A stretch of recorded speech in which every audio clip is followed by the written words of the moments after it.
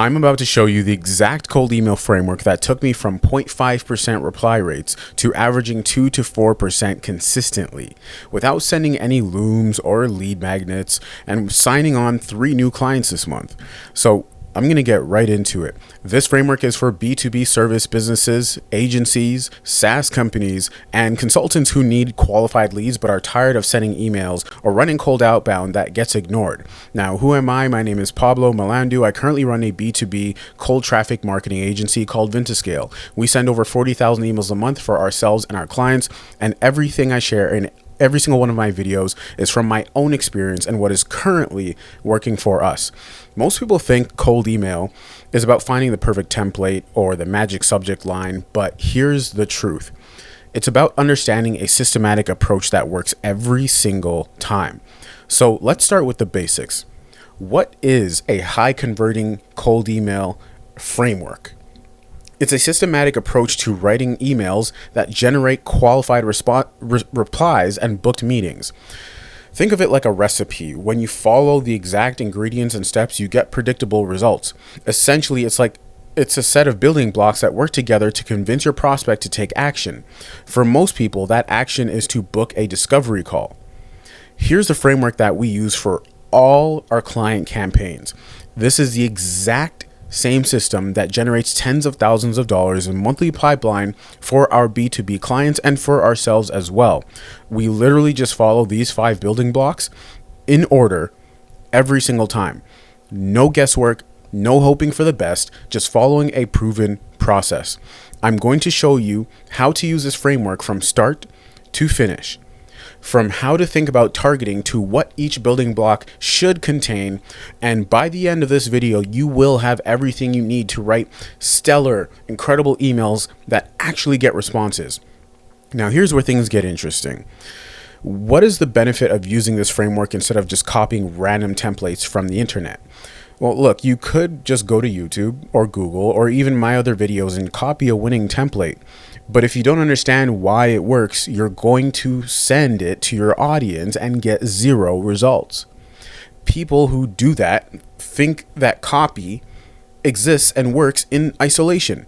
They think there's some magic email that works for everyone in every situation, but that's not how this works. Your emails will be written using a proven structure. The framework is the foundation, and then you customize it based on who you're targeting. Think of it like building a house. You need a solid foundation before you can add the custom details, and then you send consistent volume using the same structure over and over and over, and eventually you win and hit a home run. So basically, the framework is your foundation, and targeting determines how you customize the email. This is crucial to understand because most people get this totally backwards. They focus on writing the perfect email and the perfect template and the perfect wording and length without understanding who they're actually talking to. The best part about using this approach that we're getting into is that once you understand the building blocks and why things work, you can write emails for any industry. You're not dependent on finding templates or hoping someone shares their secret email. Ever since I switched to using this approach and this framework, I've been booking way more qualified meetings. While most people are copying random templates from the internet, you, by the end of this video, will be using a systematic approach that actually works. And the best part is, once you understand why each piece works, you can adapt it to any situation. Okay, now before I walk you through each of the 5 building blocks of a winning cold email, I need to explain something that most people completely miss. This is a time to take out your pen and paper and take notes. If you target the right people, the copy writes itself. This is probably the most important thing I'll tell you in this entire framework. When you know exactly who you're talking to, everything becomes crystal clear. You know what words they use, what problems keep them up at night, what results they desperately want, and how they make buying decisions. Let me give you a real example of what I mean. A CEO of a 5-person startup thinks very differently than a VP at a 500-person company. The startup CEO is thinking about growth, cash flow, and doing more with limited resources. They make decisions quickly, They're willing to take risks and they care about immediate results, while the enterprise VP is thinking about efficiency, risk management, and getting buy-in from multiple stakeholders. They move slowly. They need proof and case studies, and they care about long-term stability. This changes everything in your email. It changes the subject line, how you start the email, what problem you talk about, how you present your offer, what social proof you use, and even how long your email should be. The startup CEO wants a short, direct email that gets to the point fast. The enterprise VP wants more details, more proof, and a softer approach. That is why targeting is the absolute foundation of everything you do in writing a cold email that converts. Once you have the right people in your list, writing becomes easy and predictable. You're not guessing what to say. You know exactly what will resonate with them. All right, now we're getting to the meat of this whole thing. Now I'm going to walk you through each of the 5 building blocks that make up every high converting cold email ever in existence. These aren't optional pieces that you can pick and choose from. Every single email that generates qualified replies contains all 5 of these elements in this exact order. Miss one, and your response rates will drop significantly. Get all 5 right, and you'll see response rates that most people can only dream of. Now, the subject line has one job, and one job only. Get the email opened. That's it. Nothing more, nothing less. Keep it short, simple, and make people curious without being clickbait or fake. For example, quick question, first name. Works because it creates natural curiosity and feels personal. When someone sees this, they immediately think, what question? And they have to open the email to find out. Idea for company name. Works because it sounds like you have something specific just for them. Again, curiosity drives the open, right? What idea could this person have for my company is what they're thinking in their head. But here's the key. Don't overthink this part, the subject line.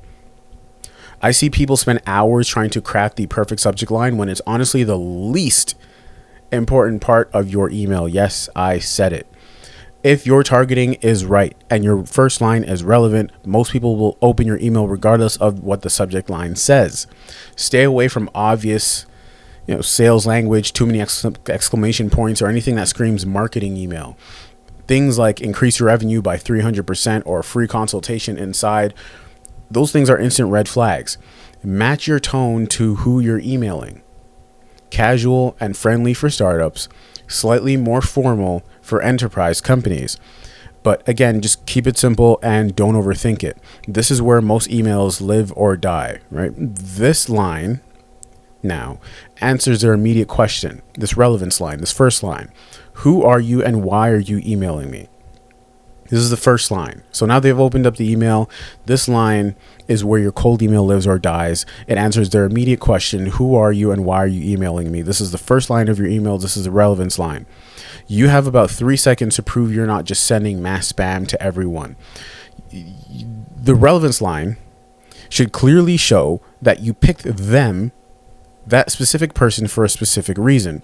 You want to layer in multiple details to show you actually did research and sought them out specifically. So include things like company name, industry type, geographic location, company size, or recent news about them.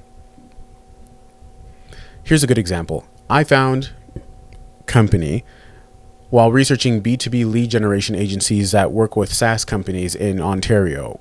Or I found Walmart while researching B2B lead agencies that work with SaaS companies in Vermont. Just a random example, but you get what I mean. Notice how this hits multiple relevance points, right? It shows I know their company name. I know they're a lead generation agency, for example. I know they work with SaaS companies, and I know they're in Ontario. That's 4 pieces of research in one line. The goal is to make them think this person actually took time to research me instead of this is clearly a mass template. So recent funding announcements, new hires, LinkedIn posts, or company news make excellent relevance hooks. These are great to put in that first relevance line. So I saw your recent Series A announcement, or I noticed you just hired a new VP of sales, are great ways to start. Don't overthink this part. The key is specificity. The more specific you can be, the more relevant you appear. Next, second line is where you poke the bear. This is where you invoke emotion, where you make them feel something, is in the second line. Once you've proved that this email is relevant and was specifically meant for them and wasn't just a random mass blasted template, next is where you poke the bear. You demonstrate you understand what they're dealing with in their day-to-day reality by asking a question about their problems or what they might be going through. So you want to talk about a challenge they're likely facing right now in their role or industry. But here's the important part. It needs to be a problem that your offer actually solves. So in that second line, don't just throw out random problems hoping something sticks. Here's an example of a second line, right? Here's an example. I've been talking to a lot of agency owners lately, and they tell me scaling past 10 employees without losing quality control is their biggest challenge. This works because it shows industry knowledge, demonstrates that you talk to their peers, and identifies a specific problem. You can present this as a statement like I just showed, or you can turn it into a question to increase engagement. For example, how are you handling quality control as you scale past 10 employees? Simple. Questions often work better because they're psychologically harder to ignore and they feel more conversational rather than you just trying to prove that you know better than the other person. But here's when to skip this section entirely. I know I said you have to include all 5 elements. The poke the bear can be optional only if the rest of your email is good and straight, clear, concise, and to the point. But here's when to skip the poke the bear. If your email is already getting long or you can't identify a specific relevant problem, just skip it. It's better to have no problem statement or question than a weak or irrelevant one. This now, third part, is the absolute engine of your email. You get this wrong, you get this third line wrong, and nothing else matters, not your subject line, not your relevance, nothing, right? So we've covered the relevance line or the subject line, and then once they open the email, we've covered the relevance line, which is the first line. Then we've covered the problem statement / poke the bear, which is the second line. Now the third line, right? You get this wrong and nothing else matters, not your subject line, not your relevance line, not your problem statement or poke the bear question, nothing. It's the offer statement. Your offer must clearly communicate 5 key elements. Who is it for? What specific outcome you deliver? The time frame for getting results, why it's easy for them, and why it's safe to try. And you can emphasize one of those things more than others, or you can lead with one of those things more than others. So use this exact formula for your offer statement. This is line number 3. Again, I hope you're following along. Use this exact formula. We help X type of companies achieve Y result in Z time frame. So here's an example. We help B2B agencies book 10 qualified prospects per month guaranteed with no upfront costs. So let me break down why this works so well. We help B2B agencies. This clearly defines who it's for, the type of company. So they immediately know if it applies for them. Book 10 qualified prospects. This is specific measurable outcome, right? It's a specific measurable outcome, not some vague promise. You have a number there. It's quantifiable, it's tangible. Per month is a clear time frame so they know exactly what to expect. Guaranteed, this addresses the safety concern and reduces risk. No upfront costs. This makes it easy to say yes because there's no initial investment. Your offer should feel like a natural solution to the problem you just identified in that second line, that problem statement / poke the bear. If you talked about scaling challenges, your offer should address scaling. If you mentioned lead generation problems, for example, your offer should be about generating leads.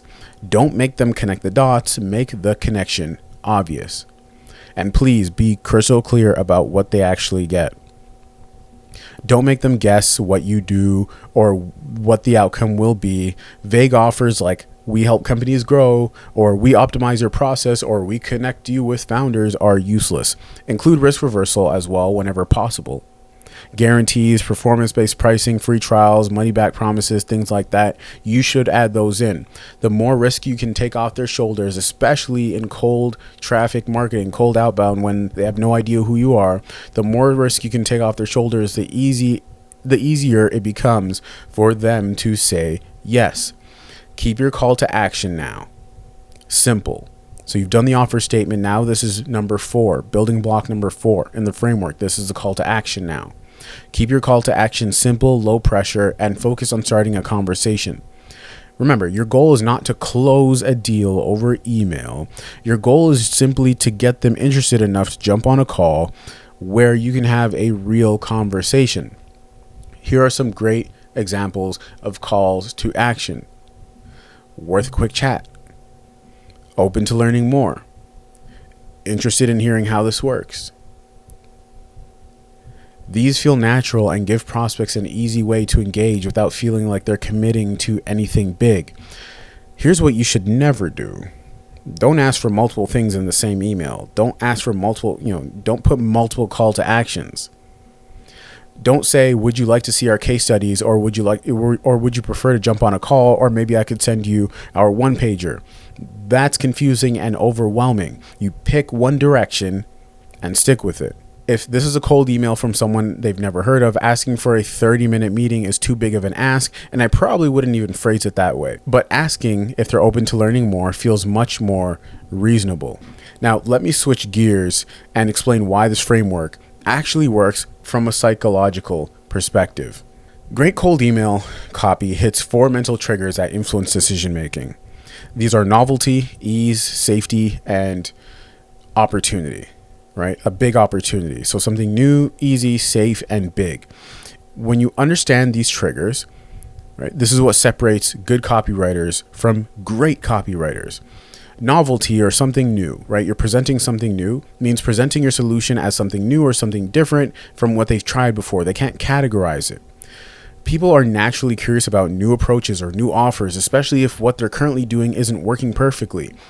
Ease, right? Something easy means showing that your solution requires minimal effort or disruption on their part. Why is that important? Everyone is busy and overwhelmed. So anything that feels like more work will be rejected immediately. So things like done for you or automatically or on autopilot, there's a reason why those words and that verbiage is so powerful. Now, safety means reducing perceived risk through guarantees, social proof, or trial offers. Remember, you're a stranger asking them to trust you with their business, so you need to address that concern head on. Opportunity, a big opportunity, means demonstrating the potential upside or competitive advantage that they will gain. People need to believe that saying yes to whatever it is that you're offering will make their life better. They actually need to believe it, right? So words and phrases like automatically, done for you, guaranteed, without doing X, Y, and Z, they hit these mental triggers we just talked about naturally. The more of these triggers you can authentically weave into your copy, the higher your response rates will be. But here's the thing, they actually have to be authentic. Don't promise things you can't deliver just to hit these mental triggers, because that will backfire quickly and destroy your reputation. All right, now let's shift focus to the technical side of things. Let's talk about the technical side of sending emails that actually get delivered and read. Send all your emails in plain text format, no HTML, no images, no fancy formatting. There is a switch to do this instantly and smartly. There's no excuse for this. This isn't about aesthetics. It's about deliverability. Email providers are much more likely to put formatted emails with images and all that stuff in spam folders. Next, keep your sentences short and your paragraphs 1 to 2 lines maximum for mobile readability. Optimize for mobile, not desktop. Most people check email on their phone, so long paragraphs look overwhelming on small screens. We all know what that feels like. Next, always include a friendly opt-out line somewhere in your email, probably after your signature. Something like, if this isn't relevant, just let me know and I'll remove you from my list. I wouldn't say remove you from my list, but I would just say, let me know and I won't reach out again. This isn't just being polite. It's about protecting your email deliverability. When people can easily opt out, they're less likely to mark you as spam. This is all part of copy. Also, avoid obvious spam trigger words like free. Avoid $signs. Avoid excessive punctuation or promotional language. And guys, run every email through a spam checker before sending to catch potential issues. Tools like Mail Meteor or other tools can help you identify problems before they hurt your deliverability. Always include your real name and company in your signature for transparency and trust. No images in your signature, by the way. People need to know who they're talking to, and hiding behind fake names or email addresses will backfire. Now, here's what happens once you've got the framework down. Once your copy follows this framework consistently, success becomes primarily about numbers and execution. All right. Let's say you have done everything, right? Here's something most people don't understand about cold email. The copy only has to be 75% good, like a B+. Don't waste time trying to get it perfect. I know we've just spent 20 minutes talking about copy, but don't waste time trying to get it perfect. Once the copy is good enough, and it will be if you just do what I say in this framework, and the targeting is on point, the targeting has to be at least an A-, then the answer to most of your problems in cold email and cold traffic marketing period is volume. Just send more emails. When the rest is in place, just send more emails. This is usually the answer to most of your problems in cold traffic marketing period. Focus on sending consistent volume to properly targeted prospects rather than obsessing over perfect individual emails. The key to scaling cold traffic marketing is maintaining quality and targeting The key to scaling cold traffic marketing period is maintaining quality, targeting, and personalization while increasing volume through automation and systemization. Remember this important principle. If you're targeting the right people with a relevant offer, the copy becomes secondary to consistent execution and follow-up. What do I mean by that? It's better to send 100 decent emails to perfectly targeted prospects than 10 perfect emails to random people. Now, before we wrap up, let me give you a practical checklist to make sure you don't miss anything. Before you send any campaign, go through this checklist to make sure you haven't missed anything critical. First, check that every email contains all 5 building blocks in the correct order, right? So make sure that your relevance line demonstrates specific research about the prospect or their company. Verify that your problem statement or poke the bear question connects directly to your offer solution. Confirm your offer clearly states who it's for, what specific outcome they get, and the time frame for results. Ensure your call to action is singular, simple, and appropriate for the level of trust you've established. Only one call to action. Test your email for spam triggers, mobile formatting, and run a spell check before launching the campaign. Set up proper follow-up sequences, right? So only a 2-step email sequence with the second email going 48 hours after the first one that use the same subject line as the first email and build on your initial message. Plan to track performance metrics and make adjustments based on actual response data, not assumptions about what should work. That's it. So that's the complete framework. Now, if you'd like access to my entire cold email / cold traffic marketing blueprint for free, I'll put the link in my description. Just fill out the Google form so I can send this to your email address. And if you run a B2B agency or B2B business doing at least $30K a month and would like us to get you clients from cold traffic, the link is in the description below. We work with B2B service businesses, agencies, SaaS companies, and we really just focus on generating qualified leads for our clients through cold email. A lot of people know how to write emails, but not many people know how to generate consistent pipeline for them. We don't do mass spray and pray campaigns. That's not our specialty. We don't do generic templates. If you haven't gathered by now, we don't do any of that. We partner up with established B2B businesses who need predictable lead flow. Peace.